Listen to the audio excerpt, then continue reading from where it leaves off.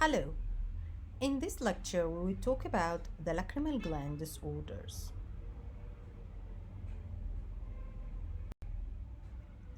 What is meant by epiphora? Epiphora is watering of the eye. This needs ophthalmological examination and ENT examination. In the ophthalmological examination, the main aim of our examination is to detect the cause of irritation, whether it's conjunctivitis or foreign body. Examination of the lid margin to exclude ectropion or any punctal abnormalities or horizontal lid laxity. Lacrimal sac examination to exclude swelling, tenderness, and regurg test.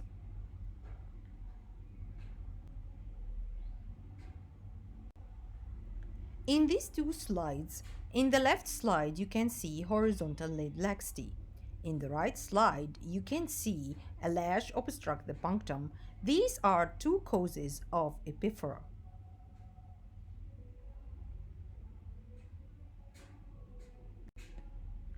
How to evaluate epiphora?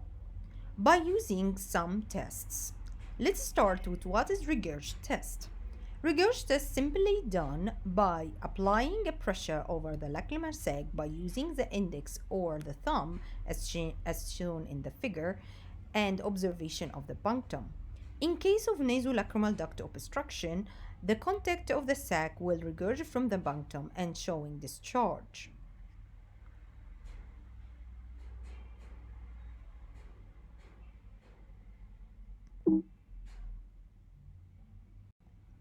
Second test is fluorescein dye disappearance test. Simply can be done by installation of fluorescein dye in the eye. Normally, the dye will disappear from the conjunctival sac after 5 minutes. If it prolonged retention of the dye, this means obstruction and indicates epiphora.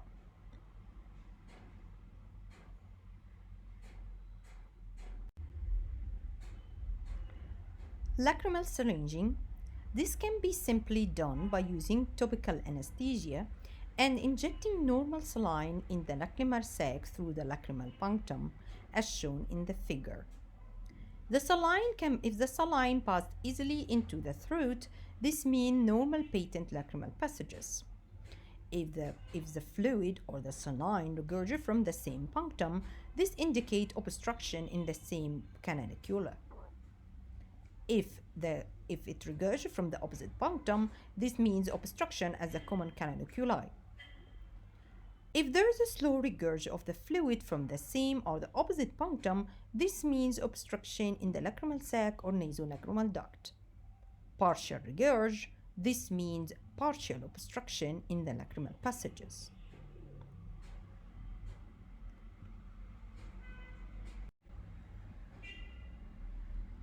Jaundice test.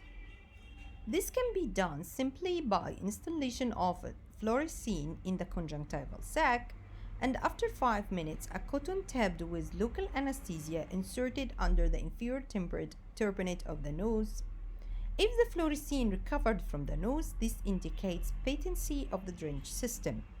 If no dye recovered, this may indicate partial obstruction or failure of the lacrimal bomb mechanism.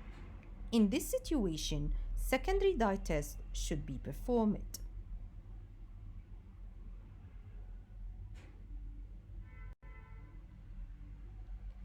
In the secondary irrigation test, topical anesthesia is just installed to wash out the residual fluorescein.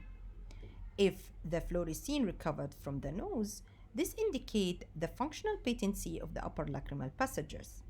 If no fluorescein regurgitates from the nose, this indicates partial obstruction of the upper passages or defective lacrimal pump.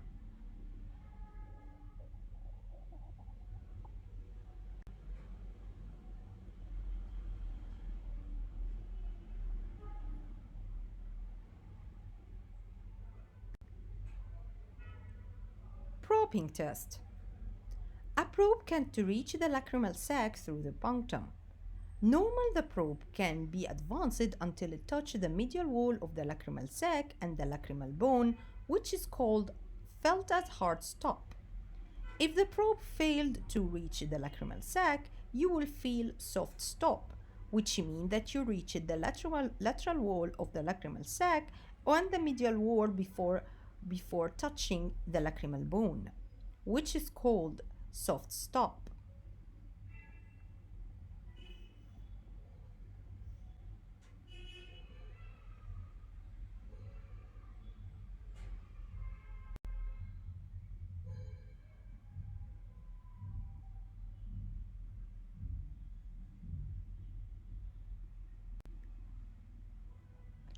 Examination by using contrast media.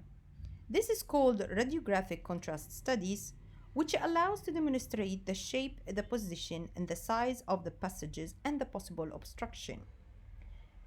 Another one is called digital subtraction dacrocystography. This only demonstrates the contrast media without showing the bone structure. Lacrimal duct endoscopy, which allow direct visualization of the internal mucous surface of the lower lacrimal duct system.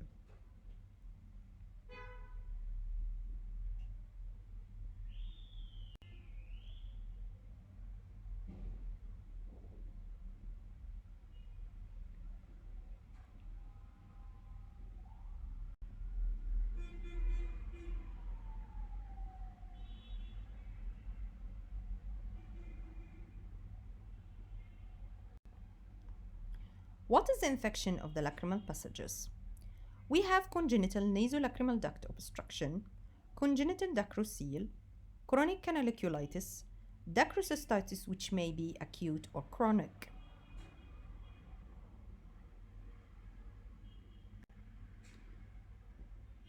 The congenital nasolacrimal duct obstruction caused mainly by delayed canalization of the valve of Husner. The patient complained or the baby complained of purulent material regurgitated from the punctum on pressure of the lacrimal sac, associated with epiphora and mating of the lashes. Sometimes it leads to infrequent acute dacrocystitis.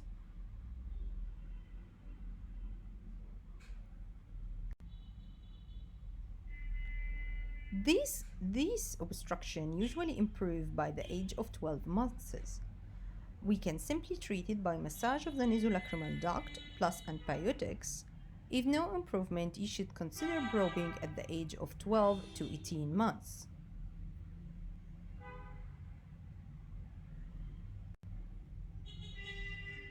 What is congenital dacrocele?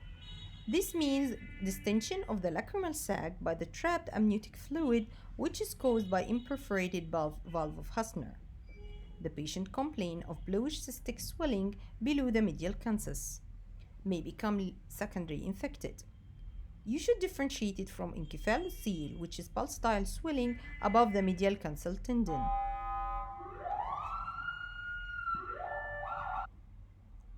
This can be simply treated by massage and probing if the massages fails.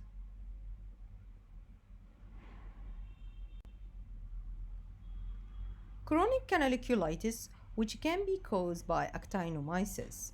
The patient complained of unilateral epiphora with mucopurulent discharge, edema of the canaliculus and pounding punctum with expressed concentration consisting of sulfur granules, simply treated by curettage or canaliculotomy.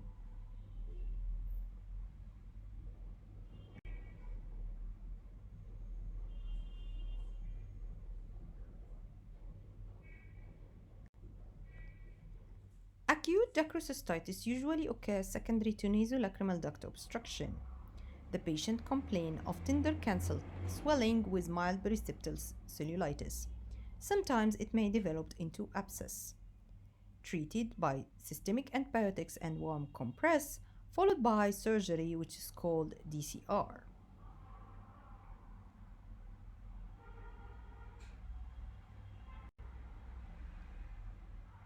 In chronic dacryocystitis, the patient complains of a painless swelling at the inner canthus with mucopurulent discharge on compression of the lacrimal sac, and this can be treated by DCR.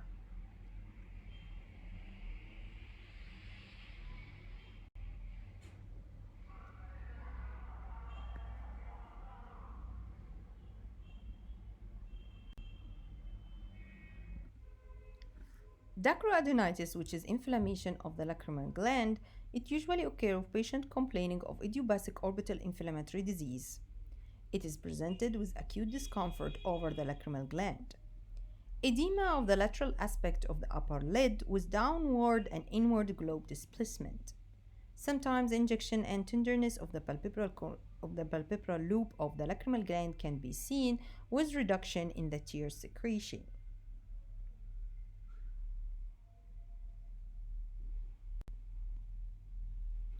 Lacrimal gland tumor can be divided into benign and malignant. Benign, which include lymphoid tumor or pseudotumor, polymorphic adenoma. Malignant can be divided into polymorphic adenocarcinoma, adenocystic carcinoma, or mucoepidermoid carcinoma.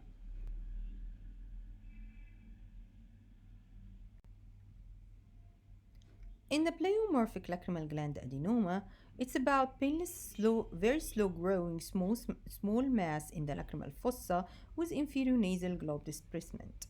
If posterior extension occur, it may cause proptosis and ophthalmoplegia. In the CT scan, it appears as smooth and encapsulated outline with preservation of the lacrimal gland fossa without destruction.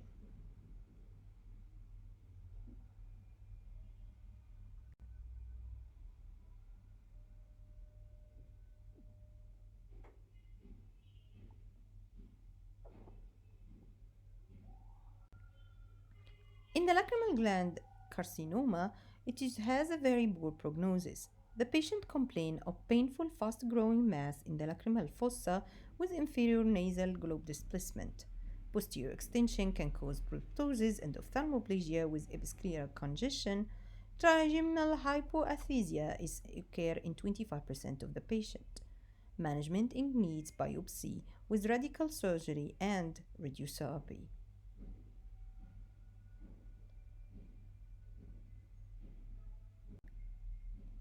Thank you so much for your attention.